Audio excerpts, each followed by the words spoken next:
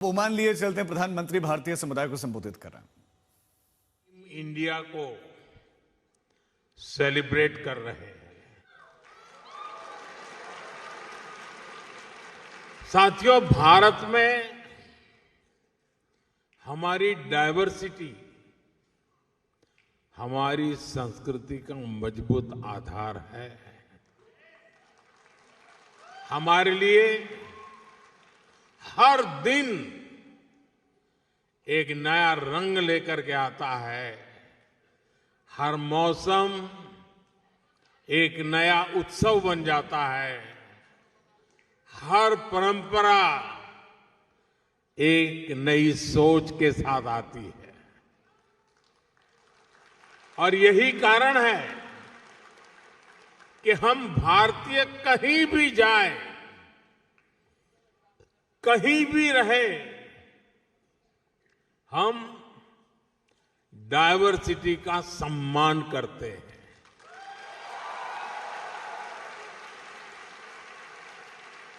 हम वहां के कल्चर, वहां के नियम कायदों के साथ घुल मिल जाते हैं। ओमान में भी मैं आज यही होते हुए अपने आंखों के सामने देख रहा हूं।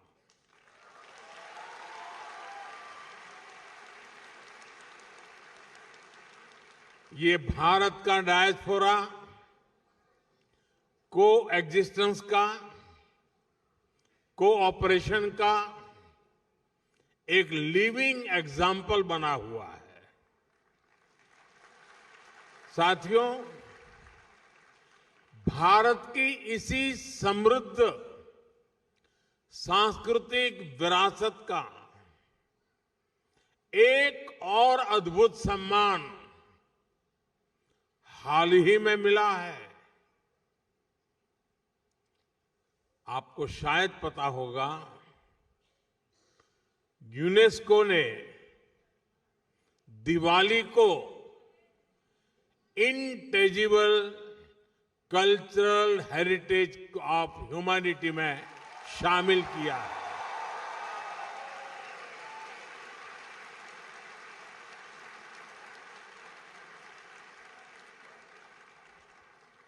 अब दिवाली का दिया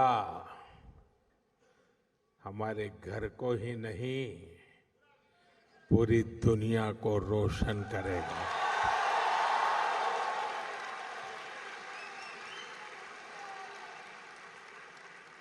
यह दुनिया भर में बसे प्रत्येक भारतीय के लिए गर्व का विषय है। दिवाली की यह वैश्विक पहचान हमारी उस रोशनी की मान्यता है जो आशा, सद्भाव और मानवता के संदेश को, उस प्रकाश को फैलाती है। साथियों, आज हम सब यहां भारत ओमान मैत्री पर्व भी मना रहे हैं।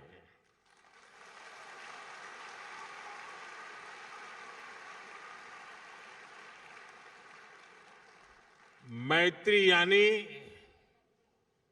एम से मैरीटाइम हेरिटेज, ए से एस्पिरेशंस, आई से इनोवेशन, टी से ट्रस्ट एंड टेक्नोलॉजी, आर से रिस्पेक्ट, आई से इंक्लूसिव ग्रोथ, यानी ये मैत्री पर्व हम दोनों देशों की दोस्ती, हमारी शेयर्ड हिस्ट्री और प्रॉस्परस फ्यूचर का उत्सव है।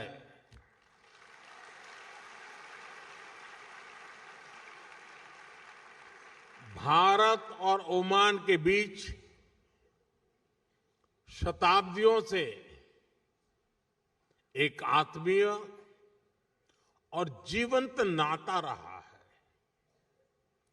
इंडियन ओशन की मॉनसून विंड्स ने दोनों देशों के बीच ट्रेड को दिशा दी है। हमारे पूर्वज लोथल, मांडवी और ताम्रालिप्ति जैसे पोर्ट से लकड़ी की नाव लेकर मस्कट, सूर और सलाला तक आते थे।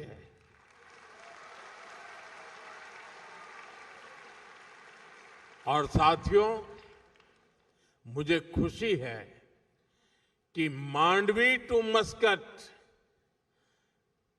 इन ऐतिहासिक संबंधों को हमारी एम्बेसी ने एक किताब में भी समेटा है। मैं चाहूंगा कि यहां रहने वाला हर साथी, हर नौजवान इसको पढ़े और अपने ओमानी दोस्तों को भी एक गिफ्ट करे। अब आपको लगेगा कि स्कूल में भी मास्टर जी होमवर्क देते हैं और इधर मोदी जी ने भी आप करके होमवर्क दे दिया। साथियों, एक किताब बताती है कि भारत और ओमान सिर्फ ज्योग्राफी से नहीं बल्कि जनरेशन से जुड़े हुए हैं। और आप सभी सैकड़ों वर्षों के इन संबंधों के सबसे बड़े कस्टोडियन हैं। साथियों, मुझे भारत को जानिए क्विज में ओमान के पार्टिसिपेशन के बारे में भी पता चला है। ओमान से 10,000 से अधिक लोगों ने इस क्विज में पार्टिसिपेट किया।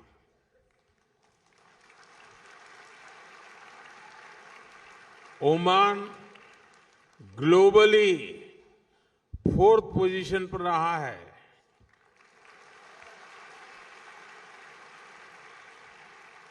लेकिन मैं ताली नहीं बजाऊंगा।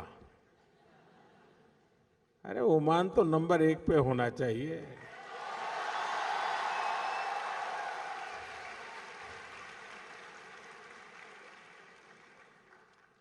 मैं चाहूंगा कि ओमान की भागीदारी और अधिक बढ़े, ज्यादा से ज्यादा संख्या में लोग जुड़े। भारतीय बच्चे तो इसमें भाग जरूर लें। आप ओमान के अपने दोस्तों को भी इस क्विज का हिस्सा बनने के लिए मोटिवेट करें। करेंगे? दम नहीं है आपकी आवाज में? जरा हाथ ऊपर करके बताइए, करेंगे? हर एक के हाथ ऊपर नहीं हुए। साथियों, भारत और ओमान के बीच जो रिश्ता ट्रेड से शुरू हुआ था, आज उसको एजुकेशन सशक्त कर रही है। मुझे बताया गया है कि यहां के भारतीय स्कूलों में करीब 46,000 स्टूडेंट्स पढ़ाई कर रहे हैं। इसमें ओमान में रहने वाले अन्य समुदायों को भी हजारों बच्चे शामिल हैं। ओमान में भारतीय शिक्षा के 50 वर्ष पूरे हो रहे हैं। ये हम दोनों देशों के संबंधों का एक बहुत बड़ा पड़ाव है। साथियों, भारतीय स्कूलों की ये सफलता हिज मैजेस्टी द लेट सुल्तान काबूस के प्रयासों के बिना संभव नहीं था।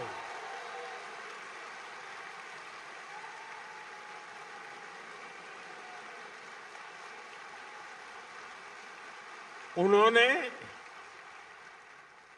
इंडियन स्कूल मस्कत सहित अनेक भारतीय स्कूलों के लिए जमीन दी और जरूरी मदद की। इस परंपरा को हिज मैजेस्टी सुल्तान हैथम ने आगे बढ़ाया।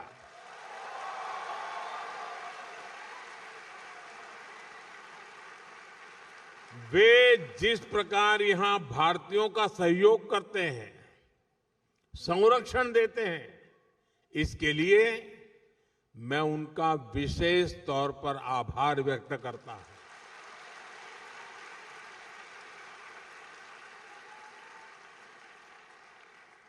साथियों, आप सभी परीक्षा पे चर्चा कार्यक्रम से भी परिचित हैं। यहां ओमान से काफी सारे बच्चे भी इस प्रोग्राम से जुड़ते हैं। मुझे यकीन है कि यह चर्चा आपके काम आती होगी।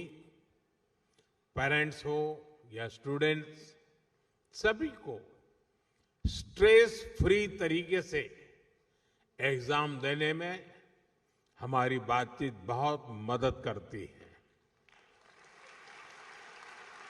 साथियों, ओमान में रहने वाले भारतीय अक्सर भारत आते जाते रहते हैं। आप भारत की हर घटना से अपडेट रहते हैं, सिर्फ फिल्में नहीं, मूवी नहीं। आप सभी देख रहे हैं कि आज हमारा भारत कैसे प्रगति की नई गति से आगे बढ़ रहा है।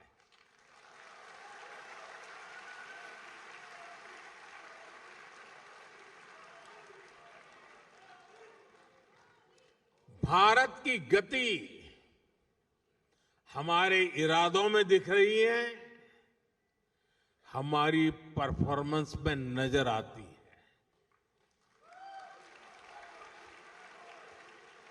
कुछ दिन पहले ही इकोनॉमिक ग्रोथ के आंकड़े आए हैं और आपको पता होगा भारत की ग्रोथ 8% से भी अधिक रही है।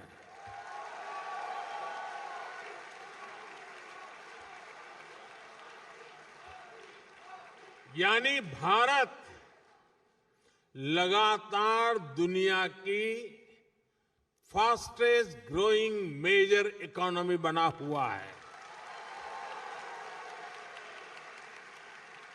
और ये तब हुआ है जब पूरी दुनिया चुनौतियों से घिरी हुई है। दुनिया की बड़ी बड़ी इकोनॉमीज कुछ ही % ग्रोथ अचीव करने के लिए तरस गई है, तरस। लेकिन भारत लगातार हाई ग्रोथ के पथ पे चल रहा है। ये दिखाता है कि भारत का सामर्थ्य आज क्या है। साथियों, भारत आज हर सेक्टर में, हर मोर्चे पर अभूतपूर्व गति के साथ काम कर रहा है। मैं आज आपको बीते 11 साल के आंकड़े देता हूं। आपको भी सुनकर गर्व होगा, होगा ना?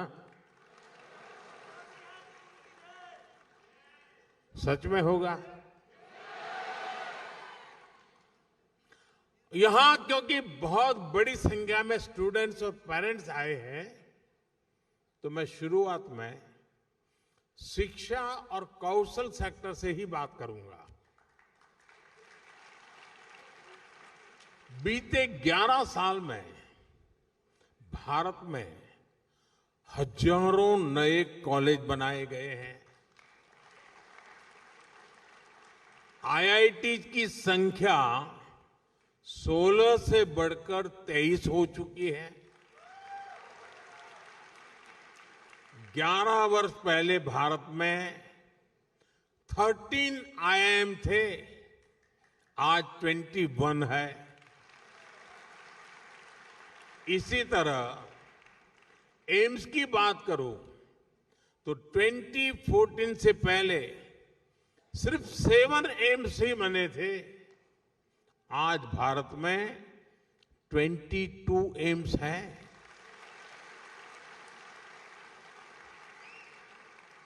मेडिकल कॉलेज 400 से भी कम थे, आज भारत में करीब 800 मेडिकल कॉलेज है। साथियों, आज हम विकसित भारत के लिए अपने एजुकेशन और स्किल इकोसिस्टम को तैयार कर रहे हैं। न्यू एजुकेशन पॉलिसी इसमें बहुत बड़ी भूमिका निभा रही है। इस पॉलिसी के मॉडल के रूप में 14,000 से अधिक 14,000 से ज्यादा पीएम श्री स्कूल भी खोले जा रहे हैं। साथियों, जब स्कूल बढ़ते हैं, कॉलेज बढ़ते हैं, यूनिवर्सिटीज बढ़ती हैं, तो सिर्फ इमारतें नहीं बनती, देश का भविष्य मजबूत होता है।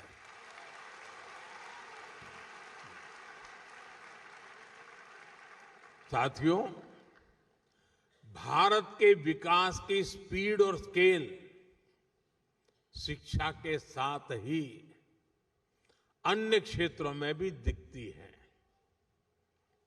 बीते 11 वर्षों में हमारी solar energy installed capacity 30 time बढ़ी है, 30 गुना बढ़ी है।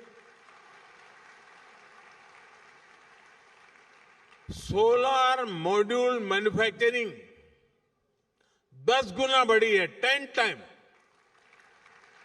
यानी भारत आज ग्रीन ग्रोथ की तरफ तेजी से कदम आगे बढ़ा रहा है। आज भारत दुनिया का सबसे बड़ा फिनटेक इकोसिस्टम है। दुनिया का दूसरा सबसे बड़ा स्टील प्रोड्यूसर है, दूसरा सबसे बड़ा मोबाइल मैन्युफैक्चरर है। अब आपके जेब में मोबाइल होगा तो लिखा होगा मेड इन इंडिया।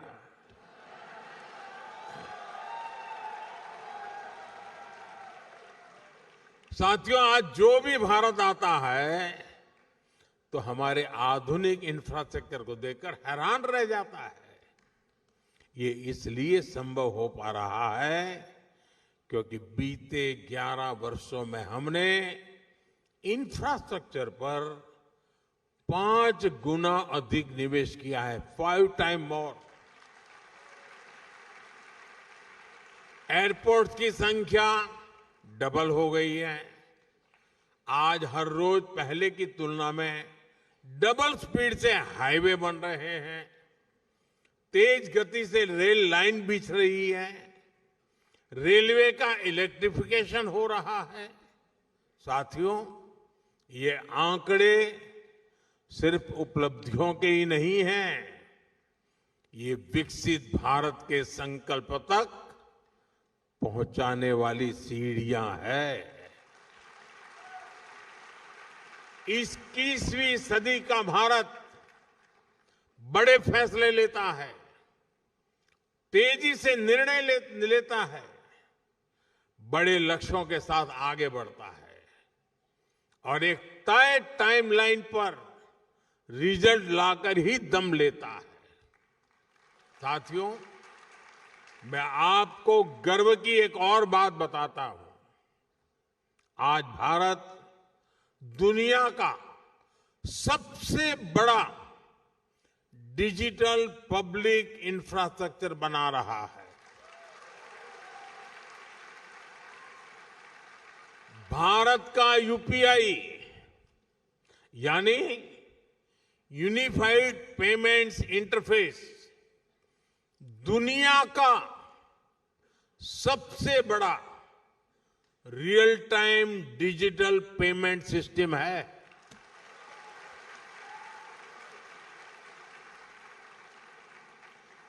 आपको यह बताने के लिए कि इस पेमेंट सिस्टम का स्केल क्या है, मैं एक छोटा सा एग्जांपल देता हूं।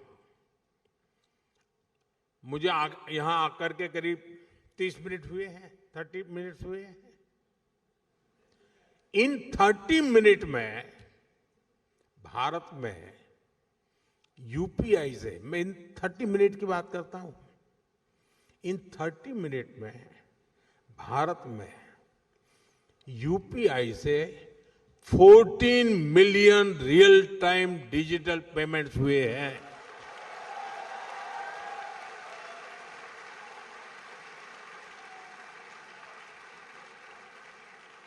इन ट्रांजैक्शन की टोटल वैल्यू 20 बिलियन रुपीज है, उससे भी ज्यादा है।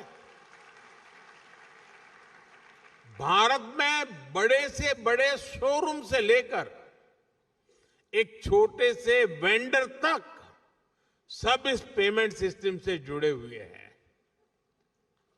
साथियों, यहां इतने सारे स्टूडेंट्स हैं, मैं आपको एक और दिलचस्प उदाहरण दूंगा। भारत के डिजी लॉकर की आधुनिक व्यवस्था बनाई है। भारत में बोर्ड के एग्जाम होते हैं तो मार्कशीट सीधी बच्चों के डिजी लॉकर अकाउंट में आ जाती है। जन्म से लेकर बूढ़ापे तक जो भी डॉक्यूमेंट सरकार जनरेट करती है वो डिजी लॉकर में रखा जा सकता है।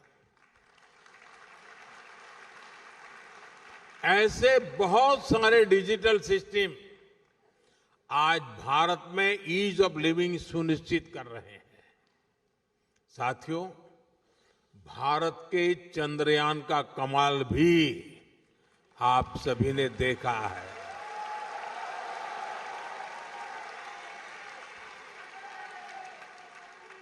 भारत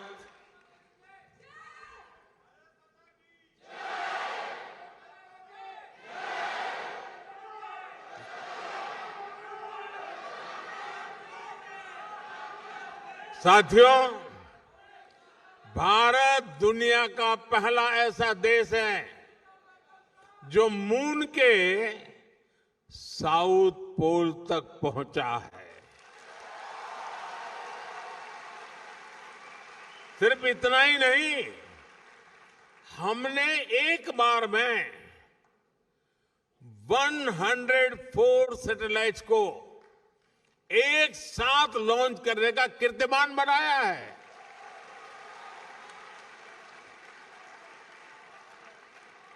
अब भारत अपने गगनयान से पहला ह्यूमन स्पेस मिशन भी भेजने जा रहा है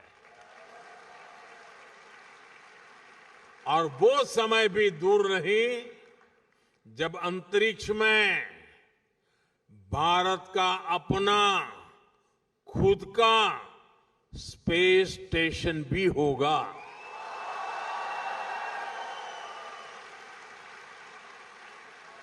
साथियों, भारत का स्पेस प्रोग्राम सिर्फ अपने तक सीमित नहीं है, हम ओमान की स्पेस एस्पिरेशंस को भी सपोर्ट कर रहे हैं।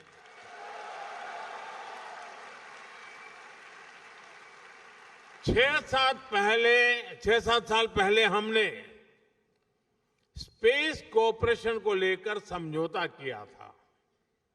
मुझे बताते हुए खुशी है कि इसरो ने इंडिया ओमान स्पेस पोर्टल विकसित किया है। अब हमारा प्रयास है कि ओमान के युवाओं को भी इस स्पेस पार्टनरशिप का लाभ मिले। मैं यहां बैठे स्टूडेंट्स को एक और जानकारी दूंगा। इसरो युविका YUVIKA युविका नाम से एक स्पेशल प्रोग्राम चलाता है। इसमें भारत के हजारों स्टूडेंट्स स्पेस साइंस से जुड़े हैं। अब हमारा प्रयास है इस प्रोग्राम में ओमानी स्टूडेंट्स को भी मौका मिले।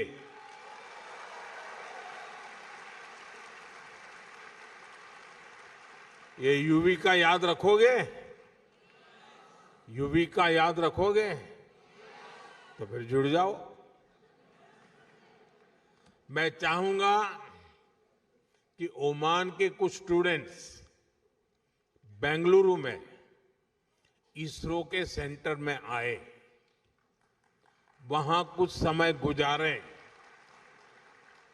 ये ओमान के युवाओं की स्पेस एस्पिरेशंस को नई बुलंदी देने की बेहतरीन शुरुआत हो सकती है।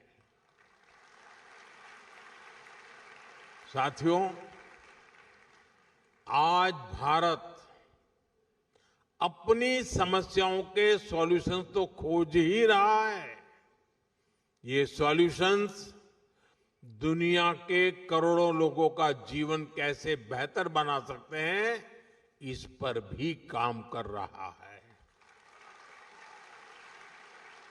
सॉफ्टवेयर डेवलपमेंट से लेकर पेरोल मैनेजमेंट तक, डेटा एनालिसिस से लेकर कस्टमर सपोर्टर तक, अनेक ग्लोबल ब्रांड्स भारत के टैलेंट की ताकत से आगे बढ़ रहे हैं।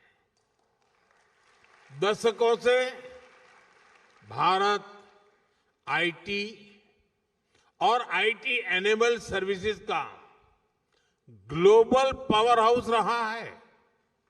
अब हम मैन्युफैक्चरिंग को आईटी की ताकत के साथ जोड़ रहे हैं और इसके पीछे की सोच वसुधैव कुटुंबकम से ही प्रेरित है।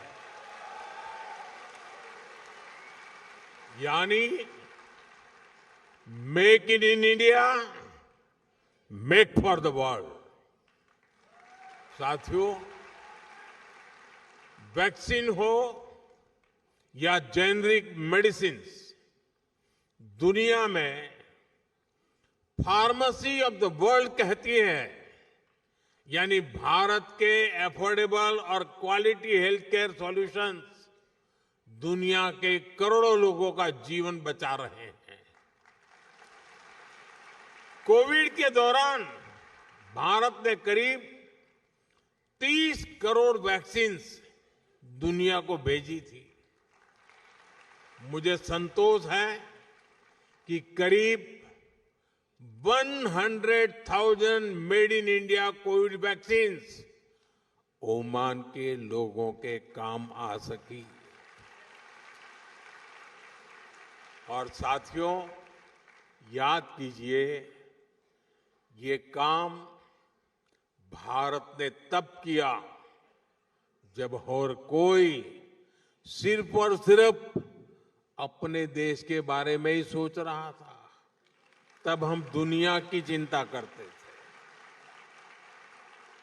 भारत ने अपने 140 करोड़ नागरिकों को भी रिकॉर्ड टाइम में वैक्सीन लगाई और दुनिया की जरूरतें भी पूरी की। ये भारत का मॉडल है, ऐसा मॉडल जो 21वीं सेंचुरी की दुनिया को नई उम्मीद देता है। इसलिए आज जब Bharat made in India chief बना रहा है, एआई, क्वांटम कंप्यूटिंग और ग्रीन हाइड्रोजन को लेकर मिशन मोड पर काम कर रहा है, तब दुनिया के अन्य देशों में भी उम्मीद जगती है कि भारत की सफलता से उन्हें भी सहयोग मिलेगा। साथियों, आप यहां ओमान में पढ़ाई कर रहे हैं, यहां काम कर रहे हैं। आने वाले समय में आप ओमान के विकास में, भारत के विकास में बहुत बड़ी भूमिका निभाएंगे। आप दुनिया को लीडरशिप देने वाली पीढ़ी है। ओमान में रहने वाले भारतीयों को असुविधा ना हो, इसके लिए यहां की सरकार हर संभव सहयोग दे रहती है। भारत सरकार भी आपकी सुविधा का पूरा ध्यान रख रही है। पूरे ओमान में 11 काउंसलर सर्विस सेंटर्स खोले हैं। साथियों, बीते दशक में जितने भी वैश्विक संकट आए हैं, उनमें हमारी सरकार ने तेजी से भारतीयों की मदद की है। दुनिया में जहां भी भारतीय रहते हैं, हमारी सरकार कदम कदम पर उनके साथ है। इसके लिए Indian community welfare fund, mother portal और प्रवासी भारतीय बीमा योजना जैसे प्रयास किए गए हैं। साथियों, भारत के लिए ये पूरा क्षेत्र बहुत ही स्पेशल है और ओमान हमारे लिए और भी विशेष है।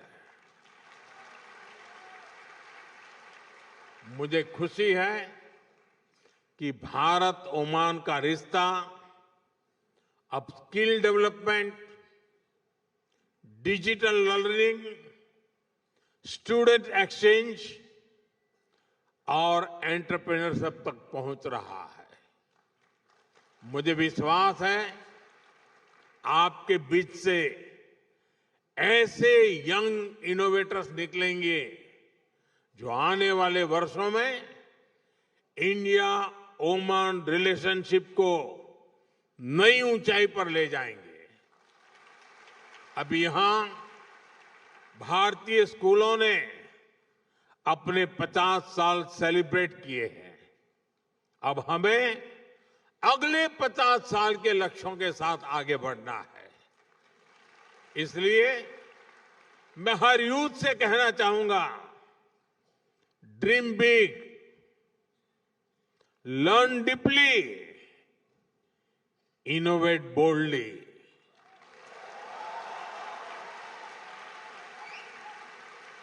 क्योंकि आपका फ्यूचर सिर्फ आपका नहीं है, बल्कि पूरी मानवता का भविष्य है।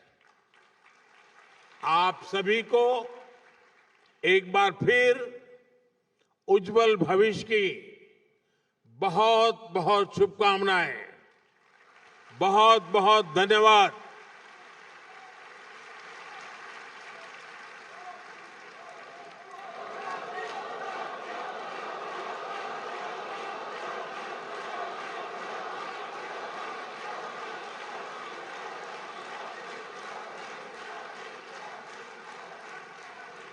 Thank you.